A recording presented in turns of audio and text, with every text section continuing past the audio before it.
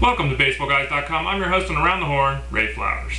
Albert Pujols, he has, well, not done it again, but he's getting awfully close. He had an issue with an injury in his arm. He had struggles at the start of the season, but he's back at bashing the ball once again, hardly a shock. He's up to 293 with 34 home runs and 85 RBIs, which obviously puts him in position for another 30 home run, 100 RBI season with a 300 batting average. He's already done that 10 straight years. It's the longest streak in the history of baseball. The only other player to come close is Lou Gehrig, who did it 9 straight seasons. Again, we need 7 points of a batting average, and we need 15 RBIs from Pujols the rest of the way in the month of September to give him an 11 straight season of 300, 30, 100, something no other player, not Babe Ruth, not Ted Williams, not Willie Mays, something no other player in the history of baseball has ever done, and all of that despite a painfully slow start to the season for Mr. Pujols. Steven Strasburg, a phenom, much like Pujols was when he came up. Strasburg pitched last night. He looked great. 5 shutout innings. He threw only 56 pitches in the outing. Extremely economical, didn't waste pitches. It was about as good as anyone could have expected him to look in his first start in the big leagues since undergoing Tommy John surgery. Now, he did only throw those 56 pitches, and he is going to continue to be on an innings pitch limit for the duration of this season. There's no reason for the Nationals to push him. Going out a bit further, we had Jordan Zimmermann, who had elbow surgery. He had Tommy John surgery just like Strasburg did, and we saw the Nationals shut him down at just barely over 160 innings pitched this season. That leads me to believe that because of the importance of Strasburg, because how good they know Strasburg is and can be, that they'll be very comfortable with shutting him down early next season as well. I don't know if they'll give him a little bit more than 160 innings, being that he'll have more time removed from the surgery than Zimmermann did by the start of next season. Still, it's something to think about if you're in a keeper league or if you're going to draft Strasburg early.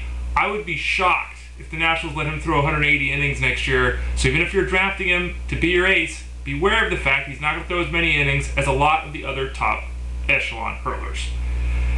Victor Martinez blasted a grand slam today. He's having another phenomenal season hitting 326. He's got 89 RBIs now for the Tigers. But there's one flaw in his game right now, and that's that the home run today was only his 10th of the year. How many times has a player had less than 15 home runs with more than 100 RBIs since the start of the 21st century? Well, it's only happened 12 times. Only 7 times. I completely exaggerated there. Only 7 times as a player since the 2000 season had less than 15 home runs and more than 100 RBIs.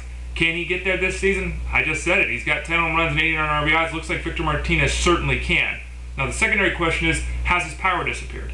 We have issues with his health. He seems to be healthy. I mean, he's hitting the ball very well.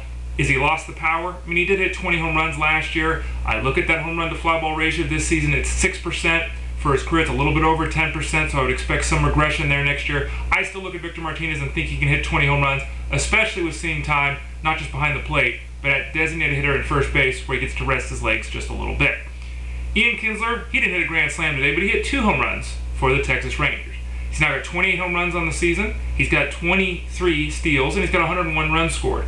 What that means is he's in position, and it's going to be tough because there's only 3 weeks left in the season here, but he's in position to go 30-30 with 100 runs scored. Now, he went 30-30, 100 in 2009, so we know he can get there. He's done it before. In fact, he's one of only 3 second basemen in the history of baseball to ever have 30 home runs, 30 steals, and 100 RBIs in the season. Brandon Phillips did it once, Ian Kinsler did it once, and Alfonso Soriano did it 3 times before he moved to the outfield. So there's a chance with a big final push here that Kinsler, who again is at 28 home runs, 23 steals, and 101 runs scored, could do something that no other second baseman in the history of baseball besides Alfonso Soriano has ever done, and that is have 2 30-30 100 seasons. And then finally, Alex Rios, a guy I talked up all the time at BaseballGuys.com in the preseason, a miserable failure this year, one that's inexplicable. Luckily, he's been slightly better than Adam Dunn, but still really, really bad. Now, the good news is Rios has looked good of late. There's a chance he's on a waivers in a deep mixed league, even a shallow mixed league. You might consider picking him up. I know if you look at the overall season numbers, you're going to be disappointed, but consider this. He's hit very, very well of late. In fact, he's 8 for his last 16. He's 14 for his last 40, meaning he's hitting 350 over his last 10 games. There's some signs of hope here. He might have a good September after all. I've said it over and over again with him. It's very hard to understand what the failures have been this season. A career 19% line drive rate. He has an 18% mark this year. It's pretty darn close.